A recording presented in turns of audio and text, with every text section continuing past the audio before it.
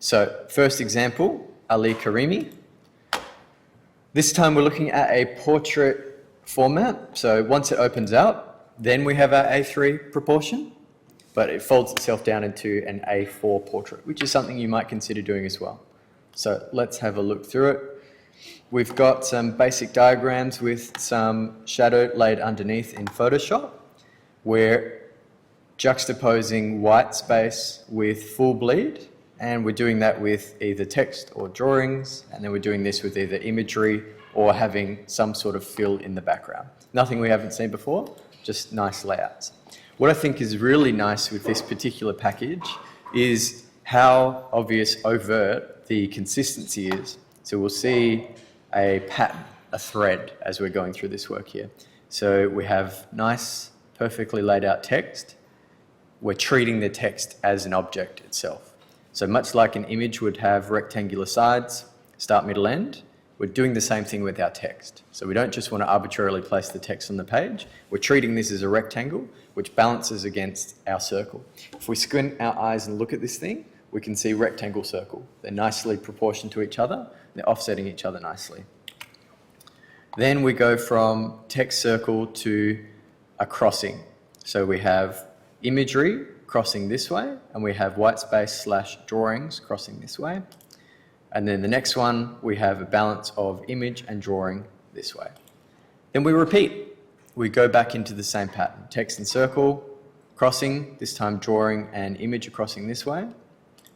And then left and right, once again, and then repeat. So we can see there's a nice consistent pattern in the language that they're using. So we effectively get chapters as we're going through this. Each part is broken down into 3 spreads, and then we repeat those spreads.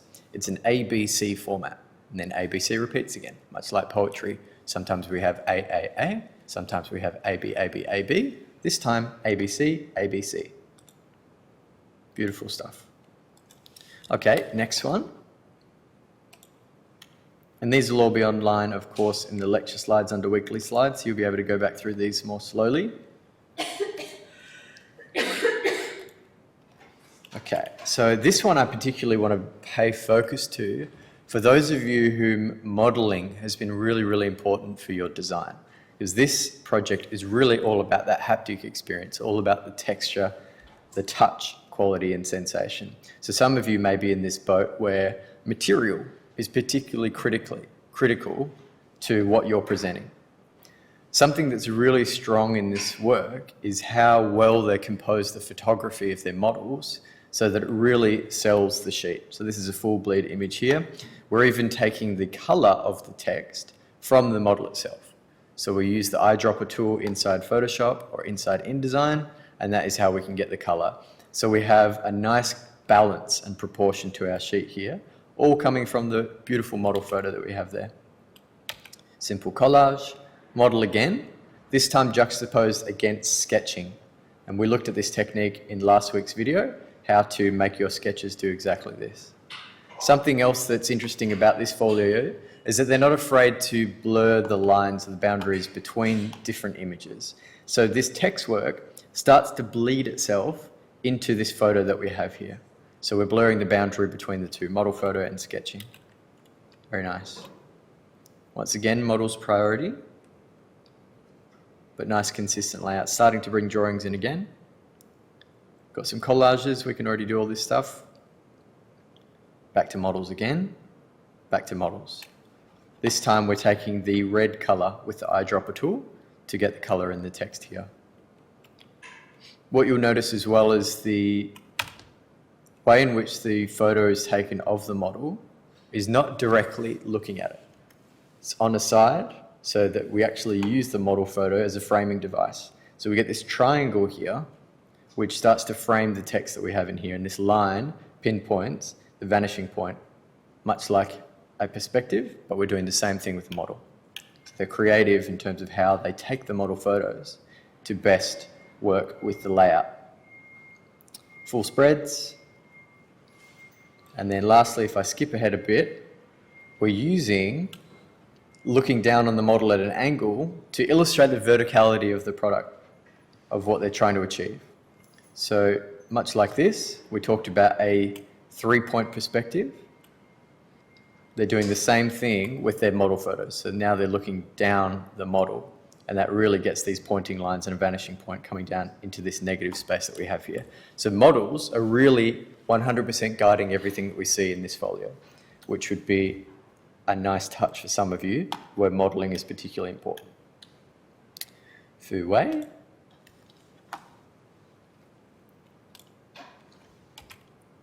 Once again, Portrait A4 opens up into an A3. This time we have consistency of layouts and how the image is used to balance against the text with just the right amount of white space. So we'll see enough white space around. We've given enough room in the center so that when this is bound and we lose 10 mils out of the center, we're going to end up with the same proportion of white that we have on edge left and edge right. We'll end up in the middle because we've given an extra 10 mil ready for the binding to take over there. Sometimes we go out to a full bleed and then back to the left right. Left right again, full bleed and white space. Back to the full bleed. Full bleed again. Full bleed. This time we're doing a dual banding. So in the video we talk about banding through the center. Now we're doing banding as a full bleed image band versus a drawing band. So we have white space instead of being top and bottom. All of the white space is down in the bottom third this time. Good control of the grid, making sure everything lines up nicely. And then back to that full bleed, banding top and bottom again. Haley Craft. This one is more of a graphic, intense, fun, playful layout.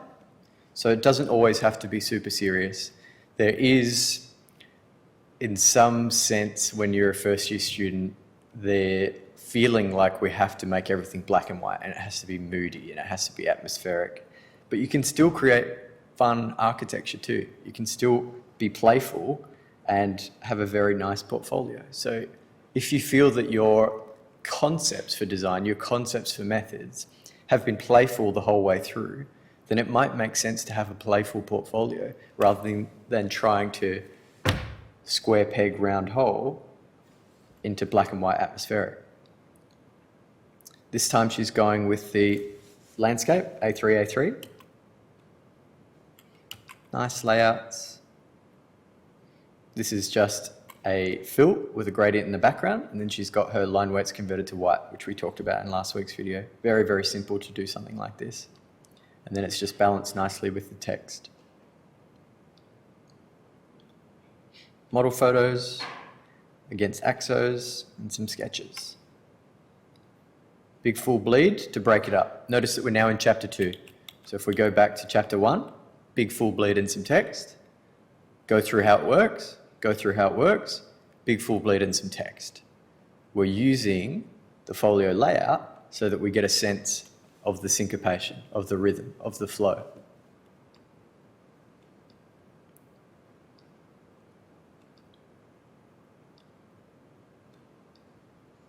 Lovely drawings, all stuff that you already know how to do. Models. Everything in here is stuff that you have. I would consider this to be a solid first year portfolio.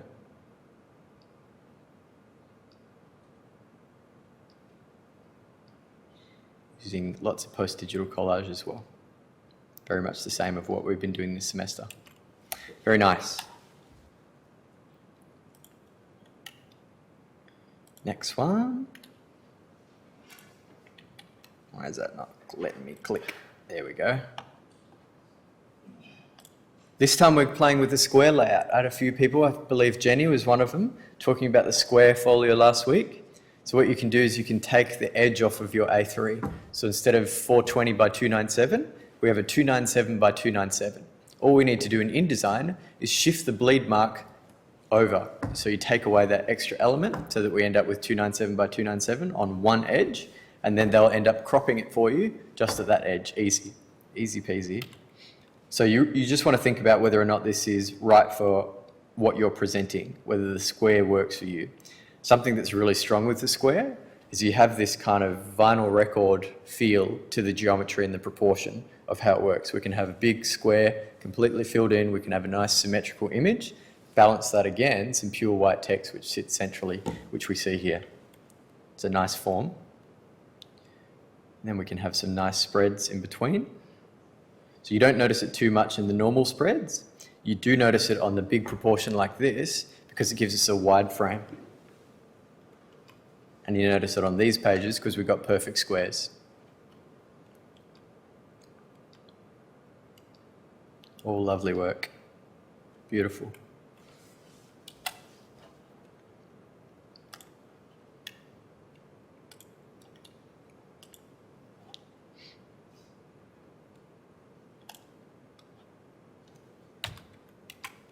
Okay. So this is what I would call a modern graphic design layout. So it's about intensity of color, it's about big fonts, it's about boldness, which we see across the board. So very, very expressive text. So you will have heard me saying never more than 10-point font over and over again, never more than 15 if it's title. If it's about the theme itself, then you can break that rule. So understanding the rules, then breaking the rules, two different things. First, you must understand it. Then if you feel like this intense, bold, fun, playful graphic layout responds to what you're talking about in your concepts, then maybe this is for you. Color is key. So we'll see as we shift through here, we're going to go through the color spectrum, starting in yellow. Grey, back to yellow.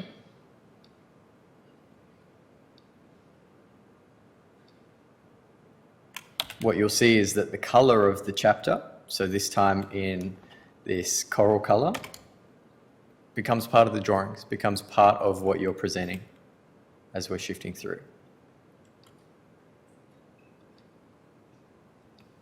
Nice.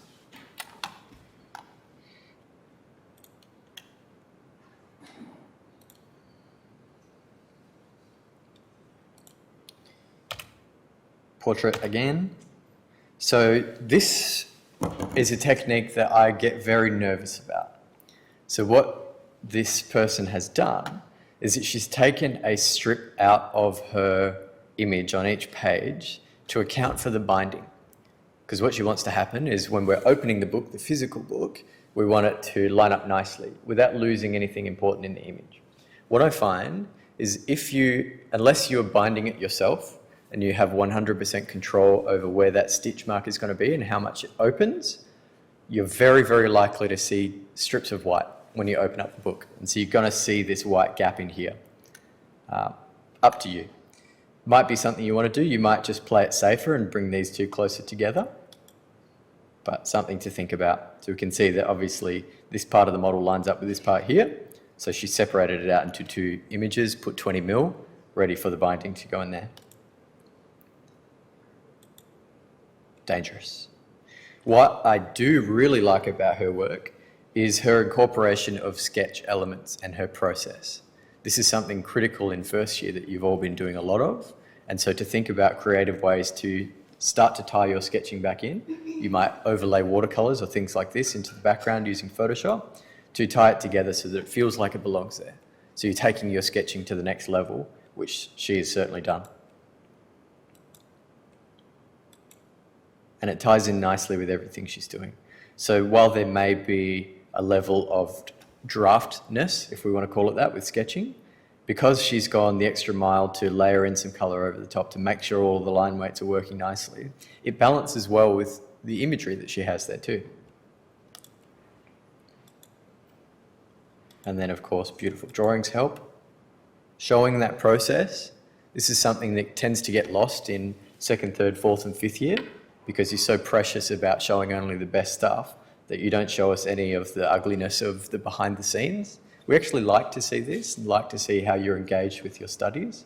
So please feel free to add photos like this of your work in progress and how you actually work and think.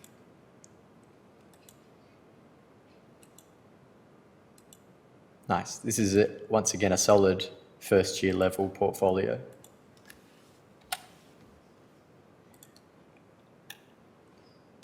And last one. Shawnee, A3 landscape.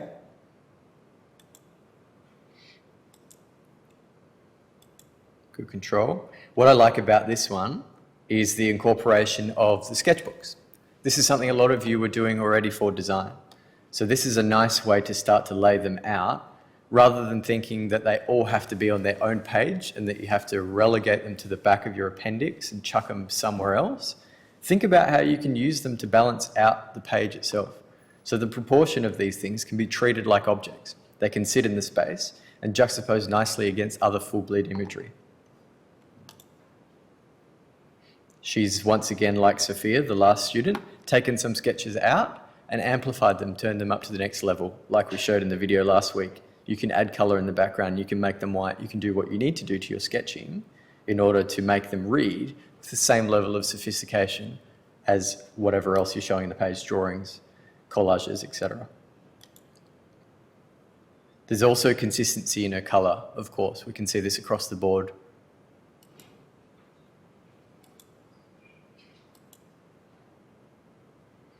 Collage work, atmospheric, over the top of her elevations, diagrams, model photos, collages, sketchbooks again. And then we're back into the same pattern. It repeats over. Once again, another solid first year portfolio. Really nice. Okay, so shifting back a gear.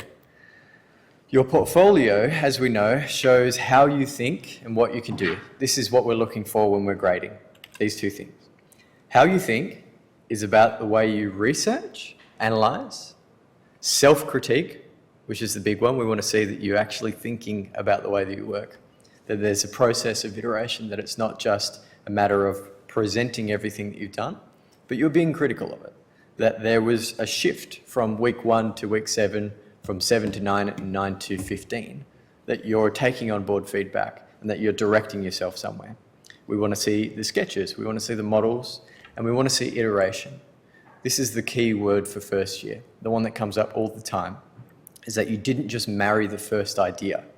You tested, you explored, you experimented, and through that process you uncovered design, you uncovered architecture. Let's take a look at some of your excellent thinking. So I've just grabbed some of the work from the method submission twos. So thank you everybody for providing permission. I didn't ask for it, but thanks anyway. It's all in here and your work is lovely, so you should be very proud for it to be here anyway. So this is all of our thinking. So these are the types of things, of course, we want to see continued to play part of the folio. But a conversation I had last week with a student was, doesn't all this stuff belong at the back?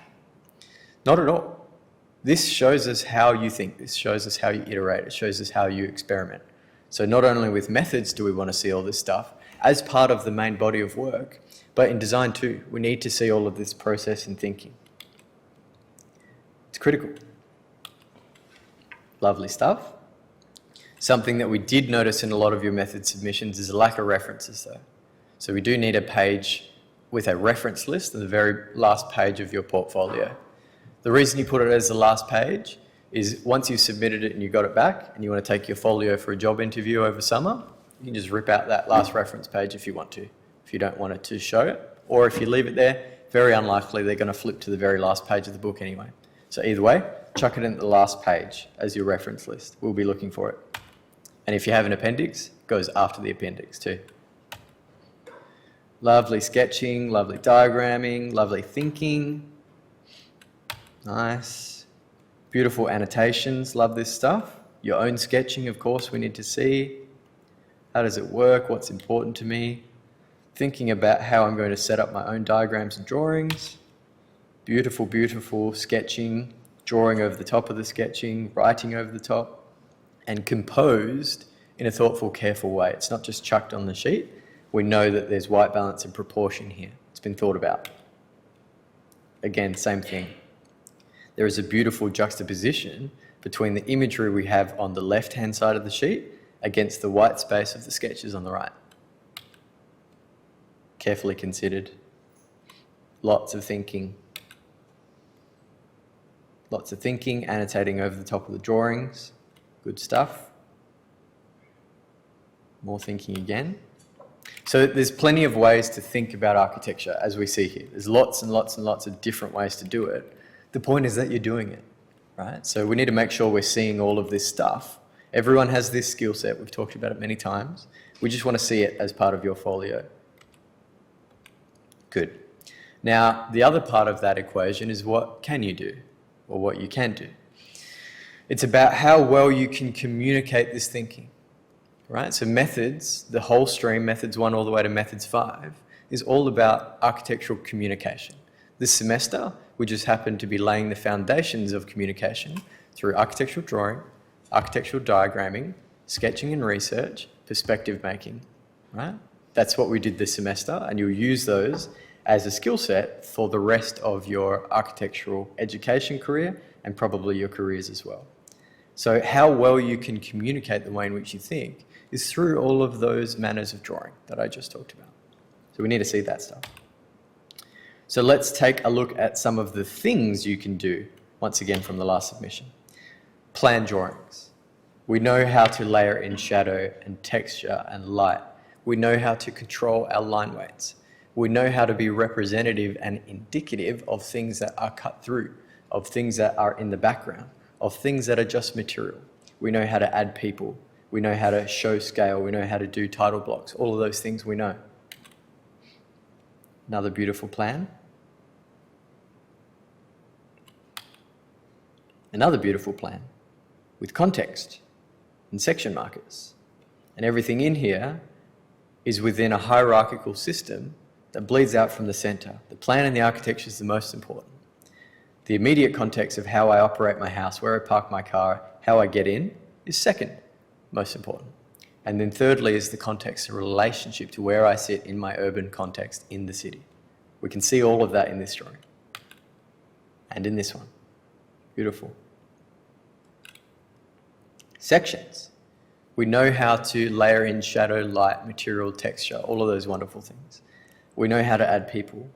We know how to add hierarchy once again so we can breed depth into our drawings and show people how it works.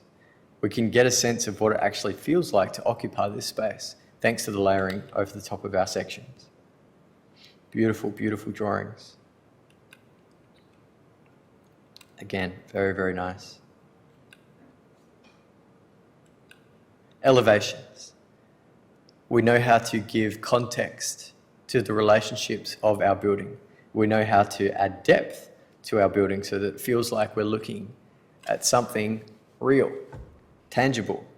We get a sense of the material, we get a sense of the people, the place, the landscape, all of these things through our elevations. It feels like we can touch it, right? Beautiful, beautiful drawings. Axonometrics. We now know how this thing sits in its landscape, whether that be a man-made urban landscape or a treed natural landscape. We know how this thing sits. We know how it creates shadow around itself. We know how we arrive, we know how we leave, we know how we get in, we know how we get out, how the light gets in, how the light gets out, shadow, material, texture, people, action, etc. We do all of this in our axonometric drawings. And it shows that we understand the form, three-dimensionally, of the space. Beautiful. We can draw diagrams. We understand how to communicate our core concepts. We understand how to tell others what it is that we're trying to achieve through our architecture, so that it's not just lines on a page, so that it starts to tell the story and the narrative of what we want to experience. Beautiful. Lovely. Excellent. We can create perspectives. We can show the spatial quality. We can tell people what it might be like to inhabit. We can use the techniques of collage to bring in something that isn't there, to tell people the impression that we have of the place, the space, the people, the context, everything, through our finely crafted collages.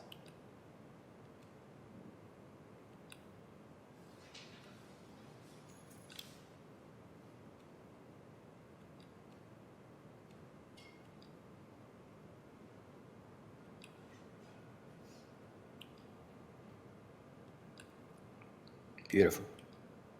So, there's a lot of stuff we've learned this semester.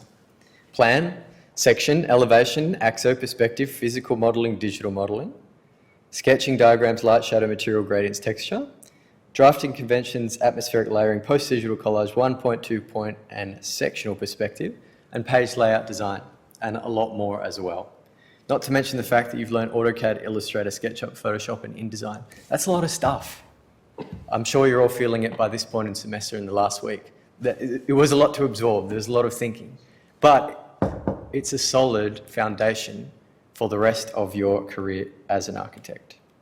So, this is something that I was always thinking about as a student. I'm spending all of this time learning these skills, but I don't really want to wait until the end of 5th year before I can get a job and before I can start leveraging it. I know as a first year that maybe I can't go out and design some buildings because I don't want to get sued and I don't want to kill anyone.